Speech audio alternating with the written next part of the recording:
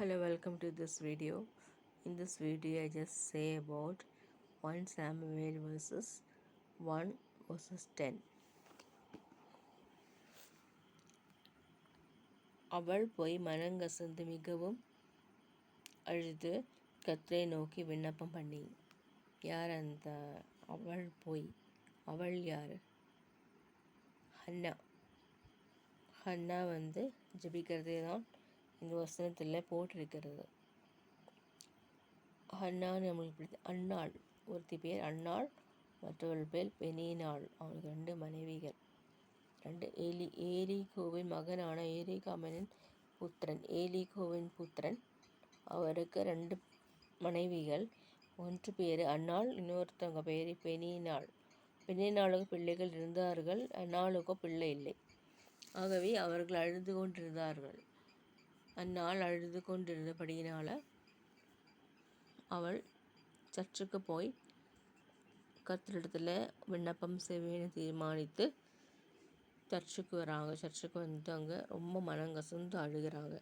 அவர்கள் மனங்கசந்து அழுது ஜெபித்த போது அவர்கள் சொன்ன வார்த்தை தான், சேனைகளின் கர்த்தாவே, தேவரீர் உம்முடைய அடியாளின் சிறுமையை கண்ணோக்கி பார்த்து உம்முடைய அடியாளை மறவாமல் நினைத்தருளை. உமது அடியாளுக்கு ஒரு ஆண் பிள்ளையை கொடுத்தால் அவன் உயிரோடு சகல நாளும் நான் அவனை கர்த்தருக்கு ஒப்புவிப்பேன். அவன் தலையின் மேல் செவரகன் கத்தி படுவதில்லை என்று பொருத்தனை பண்ணினாள். வெகு நேரம் விண்ணப்பம் பண்ணி கொண்டிருந்ததுனால வாய் அசைவது தான் தெரியும் ஏலி பிரீஸ்டுக்கு. ஆனால் தன் ஹிருதயத்திலே பேசினாள். அவளுடைய உதடுகள் மாத்திரம் அசைந்தது, சத்தமோ கேட்கப்படவில்லை. அவளை நோக்கி, நீ எதுவரைக்கும் வெறித்திருப்பாய்? உன் குடி உன்னை விட்டு விலகு என்றான். அதற்கு அன்னாள் பிரதியுத்தரமாக, அப்படியல்ல என் ஆண்டவனே, நான் மனக்லேஷமுள்ள ஸ்ரீ. நான் திராட்சரசமாகிலும் மதுவாகிலும் குடிக்கவில்லை. நான் கர்த்தருடைய சன்னதியில் என் இருதயத்தை ஊற்றிவிட்டேன். இவ்வாறாக இந்த ஸ்டோரி உண்மையாக நடந்த சம்பவம்.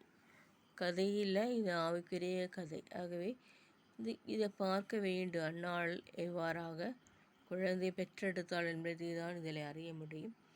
ஆனால் பிறகு அந்த மகனுக்கு சாமுவேல்னு பெயர் கொடுத்தாங்க.